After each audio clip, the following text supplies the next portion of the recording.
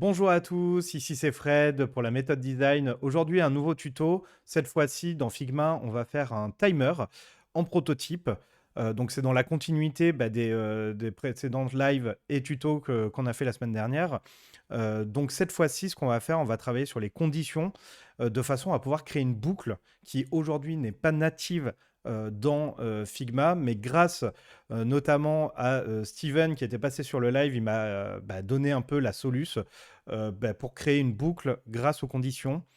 Donc on va voir ça tout de suite. Donc je vais commencer par vous présenter du coup le prototype. Je vous montrerai un peu la logique derrière et puis après on le reconstruira ensemble. Donc c'est parti. Voilà, on est dans Figma. J'ai donc le prototype qui est là et qui est fonctionnel. Je vais vous le montrer en démonstration. Donc moi ce que j'ai voulu faire, c'était un décompte en millisecondes pour être précis, hein, c'est pour le jeu dont j'ai fait la démo la semaine dernière en live. Donc en fait, dans mon jeu, je veux qu'il y ait un minuteur pour poser des questions, etc. Que ça s'arrête du coup à 0 secondes et que je puisse mettre en play et pause. Donc voilà, tout simplement, hein. Donc c'est parti, je vais le lancer et on voit que ça se décompte bien. Je peux mettre pause, ça s'arrête bien et je peux le relancer comme ça jusqu'à 0 et il va s'arrêter à 0. Voilà. Ça, donc ça paraît simple comme ça, mais vous allez voir, c'est quand même un peu technique. Donc je vais vous montrer comment ça fonctionne. Voilà, j'ai fait un petit FigJam pour vous présenter un peu la logique.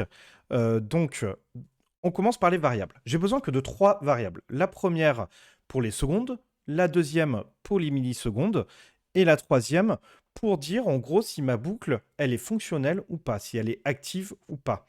Donc on utilise des variables de type booléen, en gros un true ou false. Donc on commence par créer nos deux boutons qui vont permettre d'activer ou non une condition. C'est-à-dire, au clic, on va dire que booléen passe de false à true. Quand je lance mon prototype, il n'est pas actif. Je veux qu'il soit actif que quand je play start. C'est ça la, la signification derrière. Et quand je clique sur pause, mon booléen repasse à false. Jusque-là, aucune difficulté. Ensuite, et c'est là la petite subtilité, pour créer une boucle, ce qu'on va faire, c'est qu'on va créer un component milliseconde avec deux variants. Et en gros, on va dire variant A va au variant B exécute des conditions, et dans tous les cas, revient au variant A. Pourquoi? C'est pour pouvoir créer ce système de boucle. Donc, on va regarder la première condition. C'est elle qui va nous expliquer comment fonctionne la boucle. Donc, c'est pour ça que je l'ai appelée boucle ici. Qu'est-ce que ça dit? Si booléen est sur true, alors on enlève 1 au milliseconde. Et ensuite, quand tu l'as fait, tu retournes au variant A.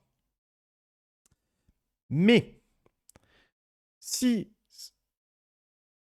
ce n'est pas vrai, si booléen n'est pas sur vrai, du coup, même si tu ne fais pas l'action qu'il y a dessous, retourne quand même au variant A. Pourquoi?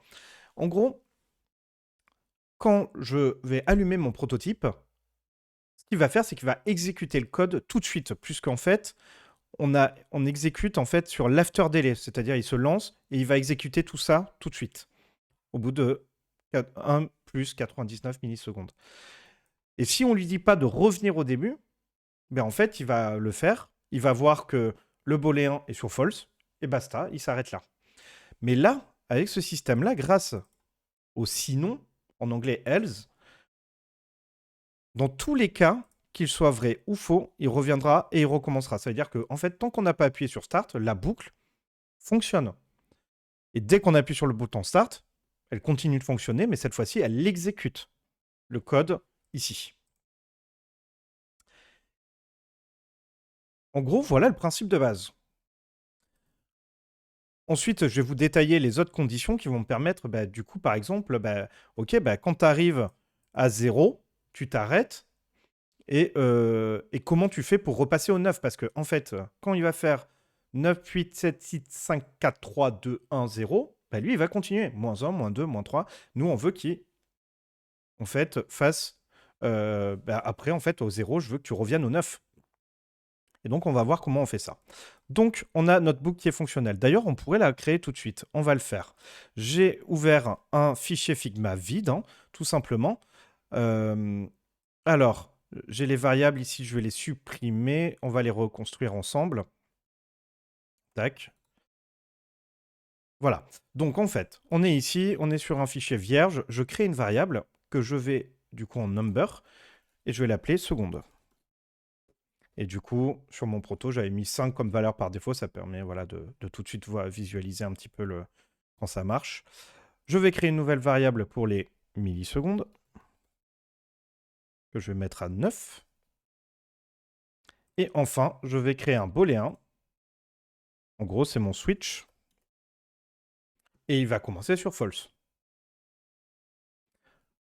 On va se créer une frame de 800 par 600 pour le test. On va créer nos deux boutons. Start. Hop. On va le mettre comme ça. Et pause.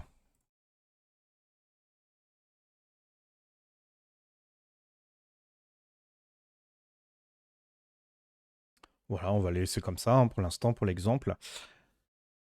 On va créer du coup nos labels, donc secondes afin de se repérer là pour le proto et millisecondes. Mettre comme ça. On va créer un chiffre, donc en fait qui sera notre variable seconde. Et pour les millisecondes, on va créer un component. Hop, ici. Qui est en fait nos millisecondes. Et je vais créer un component et son variant. Là, je vais l'appeler run. En gros, c'est ma variable en run. Et ici, c'est millisecondes. Voilà. Là, j'ai déjà, en fait, presque tous mes assets. Je vais, importer. Je vais importer. Alors là, j'ai besoin de les mettre en noir. Et je vais me mettre un background ici pour, voilà, visualiser. Voilà, ça, c'est la base. Donc, par défaut, notre booléen est en false. Quand on clique sur Start, on va le mettre en vrai. Donc, on va le faire tout de suite. Interaction, au clic, cette variable, switch, to false. To, pardon. Autant pour moi. Voilà. Donc, quand tu cliques, tu passes la variable switch en true. Et pause, pas l'inverse. Au clic, cette variable, switch, to false. Voilà, donc là, en fait, on a déjà nos boutons fonctionnels. Maintenant, on va dire que, hop, sur le variant A, tu vas aller, alors au clic, non, after delay, pardon, 1 milliseconde, tu vas aller sur run. Et lui, ce qu'on va dire, c'est que after delay, alors, ce qu'on va faire, alors, avant de le remplir, ce qu'on va faire, c'est que on va se mettre en double screen. Voilà, pour un peu visualiser un peu mieux et du coup se rappeler. Voilà, comme ça, je vais pouvoir me remettre ça sur le côté. Voilà. Voilà. Donc là, on va créer notre première boucle. Donc on a dit, après 99 millisecondes, si booléen est vrai, donc condition, if switch égale true.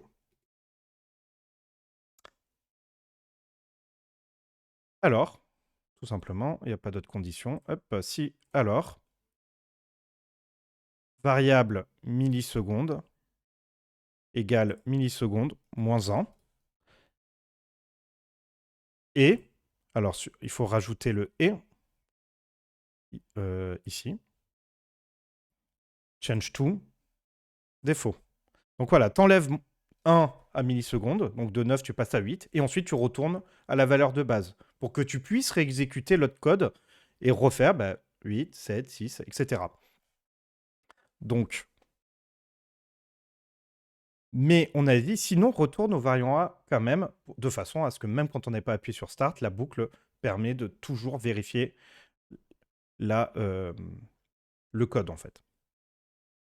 Donc, else, change to, défaut. Donc là, si je lance notre prototype, vous allez voir.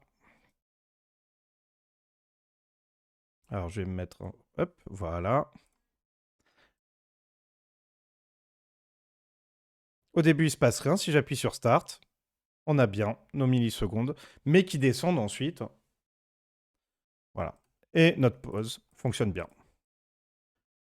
Donc voilà, maintenant, on va enchaîner sur nos autres conditions de façon à finaliser le prototype. Donc, on a besoin d'arrêter le compteur à 0. Quand toutes les conditions seront réunies, c'est-à-dire à 0 secondes et 0 millisecondes, on veut arrêter. Donc on dit, si tu es à 0, en gros sur tes deux variables, alors le switch passe à false et on met les millisecondes à 0. Et ça, je vous expliquerai un petit peu après pourquoi on fait ça. C'est une petite astuce, un petit pansement, on va dire. Mais vous allez voir, c'est par rapport au reset des millisecondes. Donc, on va quand même commencer par le faire. Donc, je reviens sur mes conditions. Et là, je peux en rajouter des conditions. On en a mis une première. On va la fermer pour avoir plus de visibilité. On va rajouter une nouvelle condition. Et dire que si seconde égale 0, and milliseconde égale 0, alors switch to false. Cette variable switch to false. Et on va rajouter un autre effet. Cette variable, les millisecondes, sur 0. Voilà, donc quand tout sera à 0, tu arrêtes la boucle et tu mets les millisecondes à 0. C'est-à-dire que pour que le chronomètre soit à 0, 0, parce que sinon il sera à 9. Je vous explique là tout de suite. En gros, on a vu que les millisecondes passaient en négatif. Moins 1, moins 2, moins 3, moins 4, etc. Ce qu'on va faire, c'est que à 0, et en fait, au lieu d'aller à moins 1, donc de continuer, on va lui dire à 0, tu te remets à 9. Comme ça, on aura bien l'effet 9, 8, 7, 6, 5, 4, 3, 2, 1, 0, 9, 10, etc. Donc on va le faire, donc c'est celui-là, le dernier, on fera l'avant-dernier après. Je rajoute une condition, je dis si millisecondes égale à 0, si millisecondes égale à 0, voilà, alors cette variable, millisecondes, tout neuf. Voilà. Donc, tant que la seconde, rappelez-vous cette condition-là, tant que les secondes ne sont pas à 0, millisecondes, quand il arrive à 0, passe à 9 et recommence. Fait toutes ces boucles. Mais quand les secondes arriveront à 0, il restera à 9. À 0, pardon. Il restera à 0 et du coup, on aura bien un décompte à la fin qui sera de 0 secondes et 0 millisecondes. Dernière condition, le décompte des secondes. Donc là, pour l'instant, on n'a pas encore parlé des secondes. Ça veut dire que pour l'instant, la variable seconde reste toujours à 5 telle qu'on l'a configurée au début. Donc ce qu'il faut lui dire, c'est que quand les millisecondes arrivent à 0 et que la boucle est en cours, parce que si elle n'est pas en cours, ça veut dire que le chronomètre est arrêté. Donc tant que le chronomètre est en cours et que les millisecondes arrivent à 0, alors on enlève 1 aux secondes. Parce que c'est ça qui se passe dans un décompte. Donc c'est parti. Si millisecondes égale 0 and switch égale true, alors cette variable seconde égale seconde moins 1.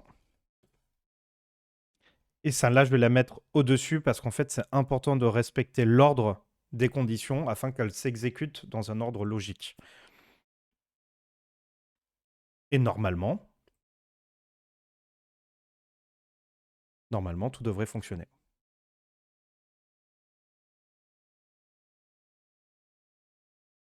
Oh, la pression.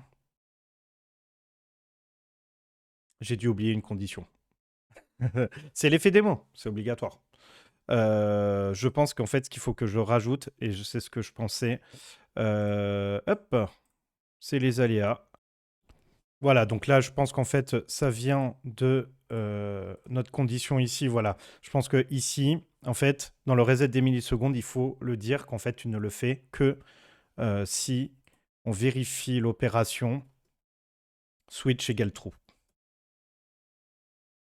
Voilà. Et là, je pense qu'il n'y aura plus aucun problème. Ça devrait fonctionner parfaitement. Voilà, donc là, normalement, si je relance le prototype et que je fais start, tout devrait fonctionner normalement. Voilà, 3, 2, 1 et 0. Voilà. Voilà, là, ça marche super bien.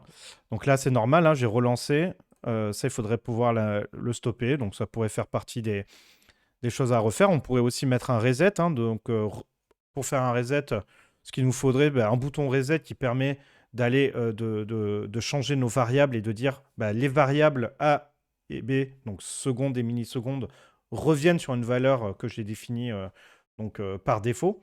Donc voilà, on peut aller un peu plus loin si on veut, rajouter de nouvelles conditions, par exemple changer la couleur quand, les chiffres arrivent vers la fin, enfin ce genre de truc. Donc ça, il suffirait juste de mettre une condition. Si ma variable est inférieure, je ne sais pas, à 2, dans ces cas-là, tu peux changer le set des variables et le mode de variable et donc changer de couleur, etc. Ou changer carrément juste la variable. Enfin, on peut faire tout un tas de choses. Ça, c'est à votre créativité. Voilà, merci d'avoir suivi ce tuto jusqu'au bout. J'espère qu'il vous aura plu. On se retrouve bah, très bientôt avec pas mal de choses, notamment des lives sur le design system, du prototypage, etc. Et j'espère d'autres formats aussi. Donc n'hésitez pas à me suivre sur ma page Insta. C'est là où j'y mets bah, tout mon programme et toutes les actualités. J'y mets aussi des vidéos un petit peu plus, on va dire, du quotidien.